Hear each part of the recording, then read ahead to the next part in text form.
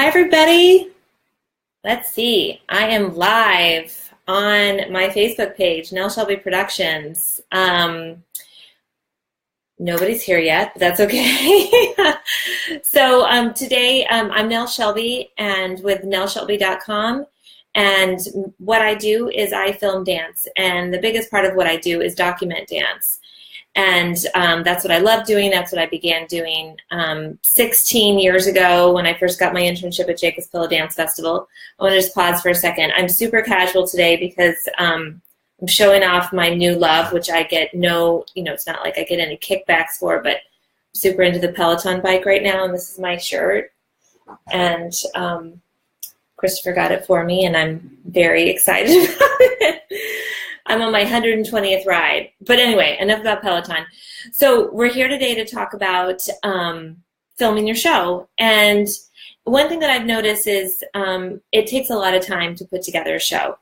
And it takes a lot of effort, and all your energy is focused in that direction, which makes perfect sense. You have audience members coming, you have VIPs coming, you have presenters coming, and you want to make sure that your show is totally up there and ready.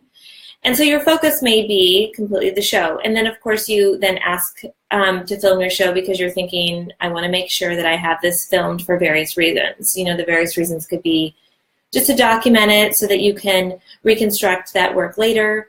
You can send it off to presenters. You can make marketing videos. So there's many reasons that people film the show. And we can also help figure out what those reasons are as well.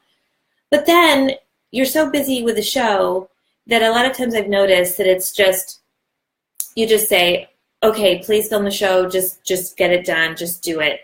And sometimes it's hard to have that conversation about prepping for your video shoot. So today I just wanted to go over some ideas of how to prep for your video shoot and some things that I find very successful. And then you have a happy product, and then you're very happy at the end. One thing that's really funny, I just filmed Jack Ferber's show at New York Live Arts I think it was about 2 weeks ago. And he was super into documentation, which was really lovely. And he said to me, so he had me film, my close camera was in the middle of the audience. So it was like 4 rows back, right in the middle. And I will give you a little tidbit. I was sitting, and then Wendy Whalen was sitting right next to me. She calls herself my assistant, but she was just there to see the show. And then I was filming in the middle, and I said, Jack, are you sure this is okay? Like, I'm filming right in the middle, and I had my little LCD screen out. And so, the light from the LCD screen could be seen in the audience, and I didn't want to ruin the audience experience. And he said, no. All the audience members are going to be dead after this, but your video will live on.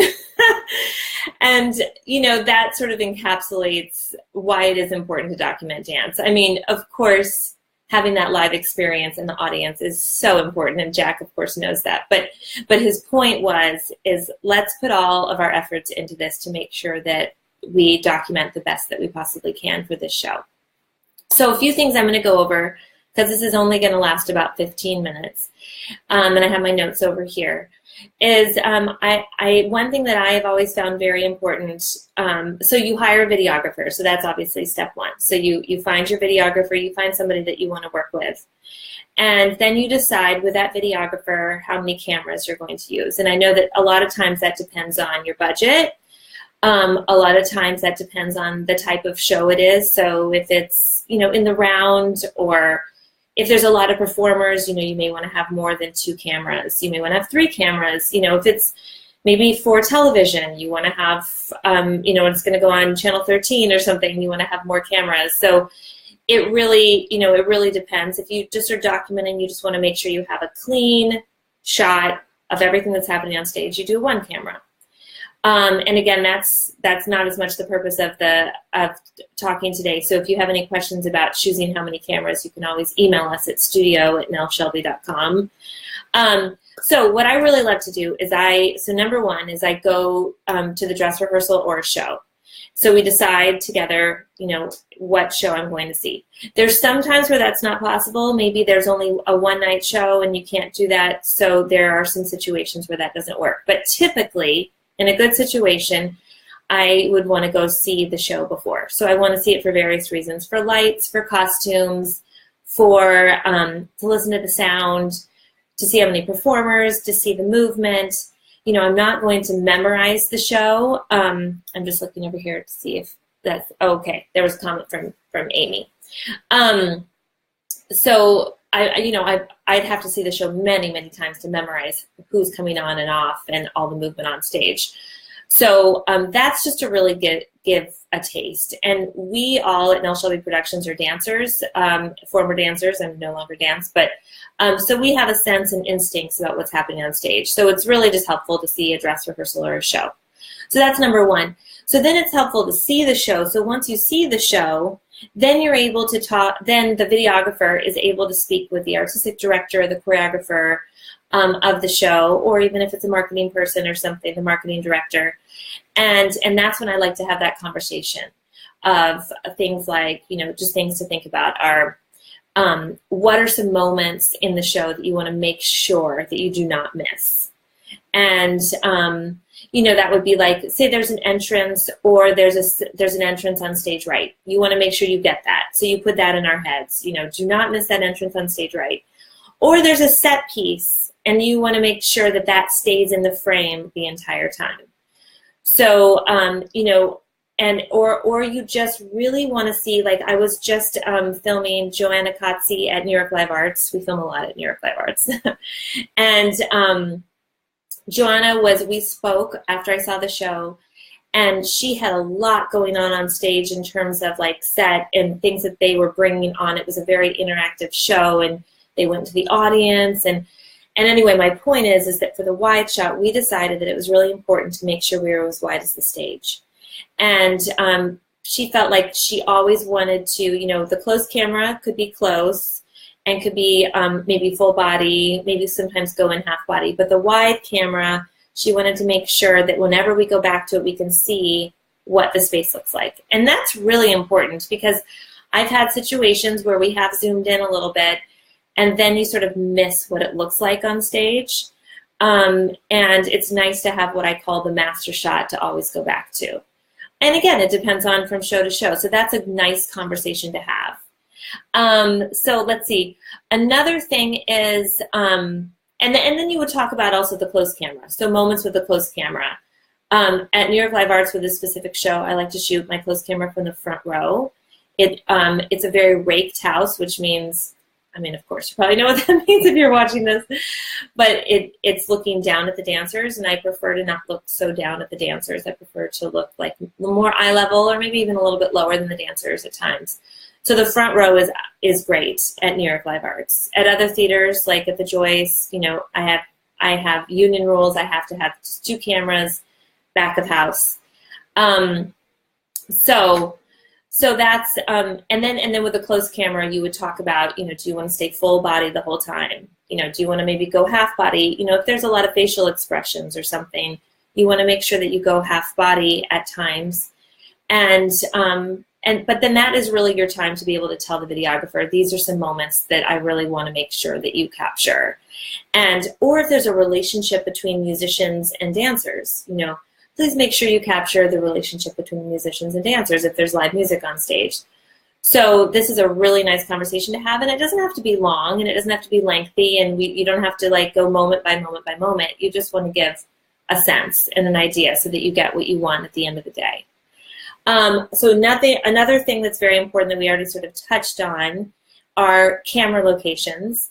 And camera locations obviously are different from theater to theater. So that's something important to talk about. And there's many factors to think about. One, are there union rules? So we just shot at the Kennedy Center. The Kennedy Center has union rules. We only could have our close camera off to the side. That was actually very difficult, but we had to just make it work. We had to have our wide camera next to the sound booth in the back of the house. It made it look very wide. That's what we had to deal with. At the Joyce Theater, we deal with union rules that we only can have our cameras in the back of the house, pretty much right next to each other. So, you can play with that. And then something that's awesome that more of my clients have been doing is us filming during dress rehearsal or during a rehearsal. You have to make sure that the dancers are in full costume. You have to make sure that everyone, knows this is happening, so everyone dances full out. But then you can have free reign of the space. So you can really just decide where. But if you're shooting a show, you pretty much have to think about, what seats you can kill. Can you kill the seats in the middle of the house like Jack did? So that was actually a fun conversation. So what I was talking about earlier, if you just joined, was Jack Verver's show a few weeks ago. I filmed in the middle of the theater. And so we talked to I think it was the marketing person, Jack's company manager, and the house manager.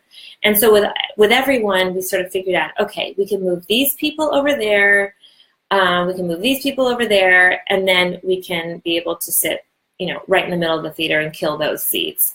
And then they were fine. They were like, oh, you're sitting next to Wendy. And since I know Wendy Whalen, former dancer at New York City Ballet, whatever, that made it easier because you don't want to make people upset in the theater. So I feel like I'm very good at making friends with the people around me. They'll see my camera and sometimes go, ooh, and then I say, oh, don't worry, it's not loud, and then I make them feel comfortable when they sit down. I say, do you still feel okay? Do you feel like it's in your way? I don't want this to inhibit your experience in the theater. I know you paid a lot of money for tickets. So that's something to be very important. That's very important. One thing that we do at Jacob's Pillow Dance Festival is I do shoot one row back in the middle of the house in the mezzanine.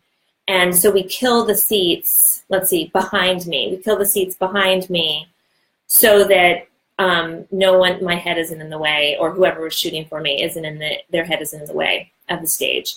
So that's something, you want to care about your audience again.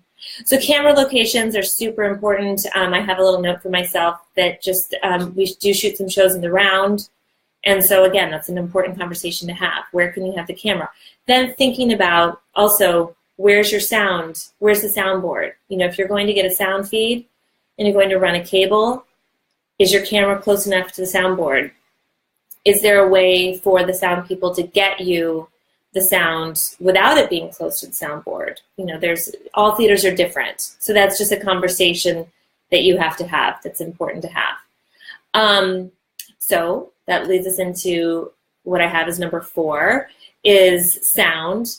Sound is so important. I say this all the time. So I don't consider myself a sound person or sound engineer or anything, but pretty much sound has become an extremely important part of my job. So I didn't think about that before. I just thought I want things to be, let's see, I have a question here. Is there something artists should think about in terms of lighting design in their video? Coming from Amy. Thanks, Amy. Oh, definitely. So that's a big reason why we watch the dress rehearsal, because a lot of times we'll go to the artistic director or the choreographer and say, that was pretty dark. So if we have to, we call it gain up in the camera. So if we have to gain up and get more light pushed into the camera, the grainier the image gets. And so the grainier the image gets, the less clear the image looks, and that's not always a great thing. So as many of you that are on this may know, that modern dance, specifically or contemporary dance, tends to be a little bit darker lighting. I have noticed the past few years, people are pushing more light into their shows. So I haven't had as much of an issue, but there are some shows that are really dark. And if you have that conversation with your videographer, then you can talk about maybe you have to bump up the lights. Is that possible to bump up the lights? Maybe you just want it to look really dark and people to be able to I think I can see something in there. Maybe you like the grainy look. So that's always a conversation that has to be had. And, shooting dance is a challenge with lights. With theater, typically there's maybe, it depends on the show, but there could be less lighting cues than a dance performance. So many times with a dance performance, there's many lighting cues. And so you have to be very aware of that, and as a videographer, because you're always changing those light levels. You don't want something to look super bright and then super dark. You want it to balance out just like the audience sees. So that's a real challenge for us as videographers, but it's also something that we need to talk about with the company and with the choreographer so that we're all on the same page there. And that's something, when you have that first conversation, a lot of times people will say, I just want you to know there's a really bright cue.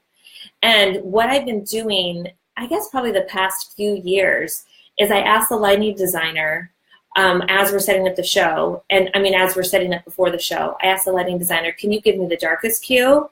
And can you give me the lightest cue? And I'll look through my camera and I'll see, you know, how does that look? And that's a really great way to work it. That's a really good tip, because then, you know, if the dark cue is super light and you have someone out on stage and you can barely see them, then you're going to have to say, you know, I really can't see it, or I'm going to have to bump up my gain and it's going to look a little greenier. So hope that answered your question. So going back to sound, then another thing is you want to think about live music. So if you have live music in your show, you want to communicate that to your videographers. And then there's a combination of things to do. So maybe the live music, maybe the musicians are not mic'd. A few weeks ago we filmed, Jody Oberfelder's show. She had beautiful musicians there and a beautiful arrangement, but it was not mic'd. The house was small enough that we could have our shotgun mics on our camera so we could hear it, and it sounded good. And then we can do a few things in post-production. But when they're not mic'd, you have to sort of figure out what's your plan. You know, how do you want to arrange that? Do you want to have a shotgun mic closer to the musicians? Can you do that? Is that going to look strange? I think one thing that I actually did is I took one of my audio devices and I taped it to an area close to the musician, so we had that as backup sound. I like to have a lot of backups. So I have like a shotgun mic on my camera, I have like internal camera mic, I have a shotgun mic on the other camera, an internal camera mic, and then I had that audio device. So I had many, many options in case anything went awry. The other thing for the show I was just talking to you about with Joanna Kotze, we got to work directly with the sound designer, and he was amazing. And so Ryan and I worked it out that we had a few different audio channels. We had a sound feed, we had a shotgun mic, we had an internal camera mic, we had a shotgun mic on the other camera, and then what we did is Amber, my editor, sent him all those files separately, and he actually mixed all the audio together. So then that's fun because it's a nice collaboration. So he's working, he knows what the sound should sound like. And so he did his tweaking, and then we just synced that with our edit, and we're still in the process of that, but it's starting to come out really nicely. So sound is very important. Another thing to think about, and this typically happens at the dress rehearsal if we're shooting the dress rehearsal, but it did happen to me just, I think, 2 weekends ago at a show where there's a photographer there. And a lot of times we end up, I think people just sort of forget to tell us there's a photographer there. Sometimes it's my husband, Christopher Duggan. But, and so we can have that conversation before, which is an advantage of us working together. But if they don't have a muffler for their camera, you want to talk about where is the videographer going to be in relationship with the photographer. So this show, we were shooting Carolyn Dorfman in New Jersey. The photographer showed up. He did not have a muffler for his camera. So we had to figure out, like, okay, you have to go over there and we go over here so we don't hear your clicks. And he did a great job. He did a great job. He assured me that during the silent moments he would not be clicking. But that's something, you know, we've had situations where the photographer shows up, they don't have a muffler, or we can still hear their clicking. And then we have to just tell the choreographer or the artistic director that is, you know, that they might hear the clicking. And it's really hard in post-production for us to get rid of the clicking. So that's something that you really want to think about. Oops, I've gone a little over 11:15. All right, I'm almost there. So another thing, this is a little, I said, bonus information. And some people ask me this, is you want to ask your videographer, what kind of camera are you using? It doesn't maybe matter as much. Well, I guess it does matter what kind of camera. But, I mean, hopefully they're using a professional camera and they're not just showing up with some consumer camera. But one thing that these days now you want to ask them, are you shooting in high definition or are you shooting in 4K? And now, right now, to me, it doesn't make that big of a difference. We document our shows in high definition, which the size of that image is 1920 by 1080, if that means anything to you. And I think that looks beautiful and it works perfect. Our cameras are great in low light situations, so that's why I continue to use those cameras. Now, yesterday I was filming Catherine Gallant at a dance school downtown Tribeca, PS 89. I was filming in the classroom. I was using 4K. I was on DSLR cameras. That was because I want the whole project to be in 4K, and I'm using a different kind of camera. So I would say for documenting your show, filming in HD for right now is perfectly fine. And I don't know any cameras that are 4K that are great in low light yet. And if you are listening to this and you do know, you could just send me an email. I'm curious, actually. So I hope that gives you a few tips on how to prep for your shoot in the best way possible. We're always here at studio@nellshelby.com. Again, I'm Nell. You can reach out to me. We have a great team. We can have somebody email you back. We'd love to work with you if you're listening to this, but really if you have any questions and you're just wondering, like, I don't know how many cameras to use, or I have a really complicated sound situation and I'm wondering how you would handle that, just let me know. And have a great day. And you can always reach out to us at nellshelby.com. Thanks.